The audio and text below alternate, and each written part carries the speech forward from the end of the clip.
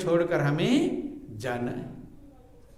कि वतन अपने को जाने को उदासी मन हमारा है, रहे परदेश में कब तक कि आखिर घर प्यारा। तो कहते मंजिले फानी को अपना घर समझ मत बैठना।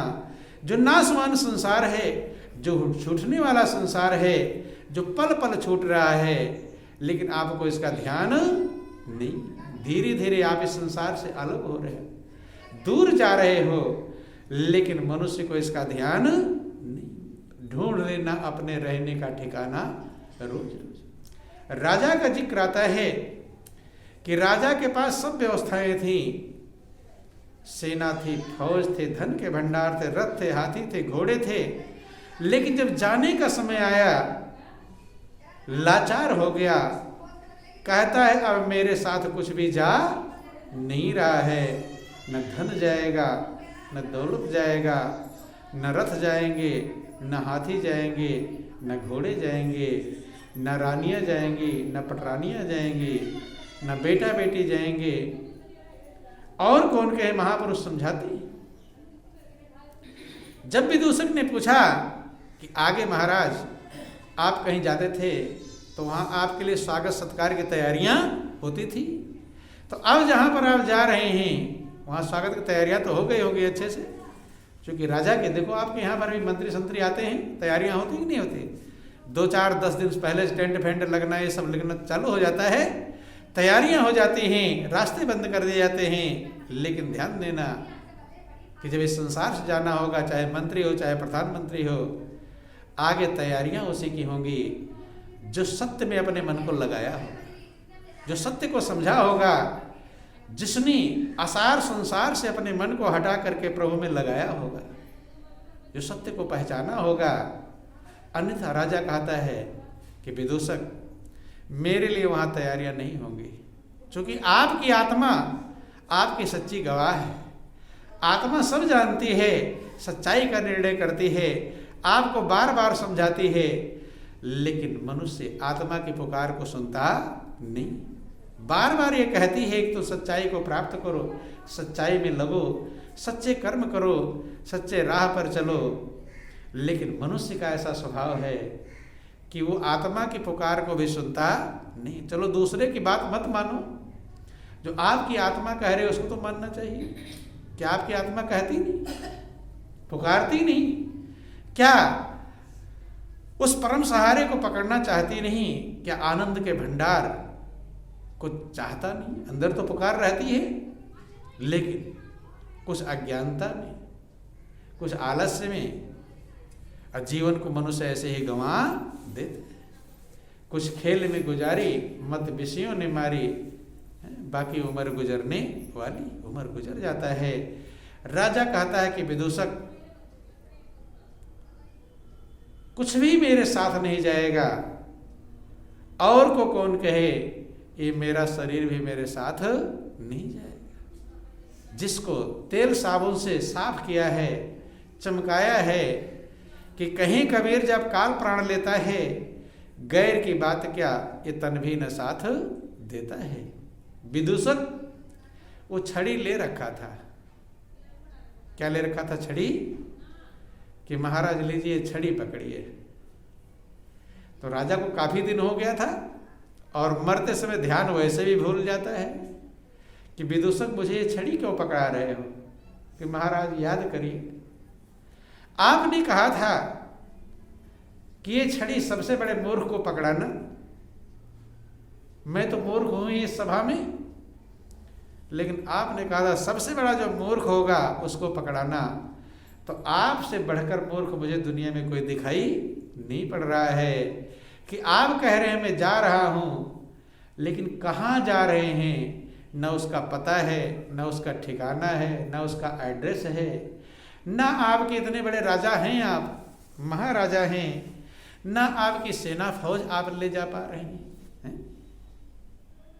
हम कर धन धान संवारे अंत चले उठ रीते, और मन पछतई हैं अवसर बीते। महापुरुष समझाते हैं कि मन पछतई है अवसर बीते, मन पछतई है अवसर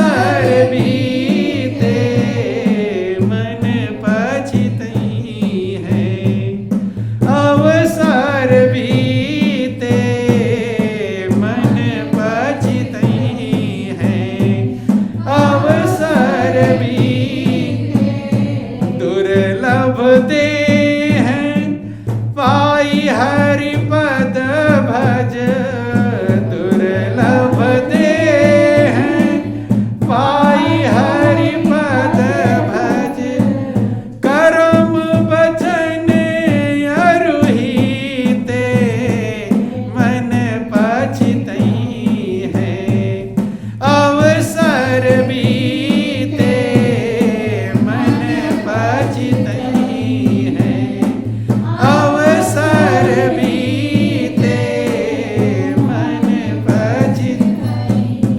महापुरुष समझाते हैं अवसर समय निकल जाएगा, बंदे हाथ मसल रह जाएगा। मन पछितई है अवसर बीते, दुर्लभ देह पाई हरिपद भज। ये दुर्लभ देह है, देव दुर्लभ जो जीवन मिला है, इसको पाकर प्रभु को संभालो, सत्य को संभालो, सत्य में अपने मन को लगाओ। वचन कर्म आरोही थे, मन से, वचन से, कर्म से सतता में अपने मन को लगाने का प्रयास करें, प्रभु में अपने मन को लगाने का प्रयास करें। आगे कहते हैं कि सामान्य को कौन कहे, बड़े बड़े राजा महाराजा भी काल बलि से बच पाए। कि सहस बाहु दस बदन आदि नृप, सहस बाहु दस बदन आदि नृप, बचे न काल बलि ते मन पछितई है, अवसर बीते मन पछितई है, अवसर बीते मन पछितई। सामान्य राजाओं महाराजाओं कौन कहे, सहस्त्र बाहु जिसके पास वर्णनाता 1000 भुजाएं थी, 10 बदन जिसके पास 10 सिर थे रावण के। कहते हैं इतने बड़े बड़े लोग भी, सिकंदर भी आए, 10 कंधर भी आए, न कोई रहा है न कोई रहे। सहस बाहु 10 बदन आदि नृप, बचे न काल बलि थे। ये भी बलवान काल से बच पाए नहीं। कि सुत बनितादि जानी स्वार्थ रत, सुत बनितादि जानी स्वार्थ रत, ना करने है सभी ते मन पछितई है, अवसर बीते मन पछितई है। कहते हैं सुत पुत्र, बनिता स्त्री, परिवार, पुत्र, बेटा बेटी, सब सारे संसार स्वार्थ के साथी। किसके साथी हैं? स्वार्थ मीत सकल जग माही, असपने हो प्रभु परिमारथ नहीं। स्वार्थ जिसका कम होगा वही आपका साथ छोड़ने लगेंगे। सुत बनितादि जान स्वार्थ रत, ना करने सभी थे। इसमें अपने मन को मत लगाओ, क्योंकि ये सब तुम्हें छोड़ देंगे। कि अंत हो तो ही तजहिंगे पामरे, अंत ही तो ही तजेंगे पाम, तू न तजे अब ही ते मन पछितई है, अवसर बीते मन पछितई है। कहते अज्ञानी अंत में सब तुम्हें ठोकर मार देंगे। जिनके चक्कर में तुम परम प्रभु को भूल जाते हो, उसकी याद के लिए आपके पास टाइम नहीं है, उसकी दुआ बंदगी के लिए टाइम नहीं है, जिनके लिए अपने टाइम को लगा रहे हो, अंत ही तो ही तजेंगे पामर, अंत में सब तुम्हारा साथ छोड़ देंगे। अकेला कि आएगा आएगा जब काल सदेशा आएगा, हाथ मलेगा सर पटकेगा रोएगा चिल्लाएगा। महापुरुष कहते हैं अकेला हो जाना पड़ेगा, इनके लिए सब कर्तव्य कर्म करें, लेकिन जो परम सहारा प्रभु है उसके लिए भी हमें समय निकालना चाहिए।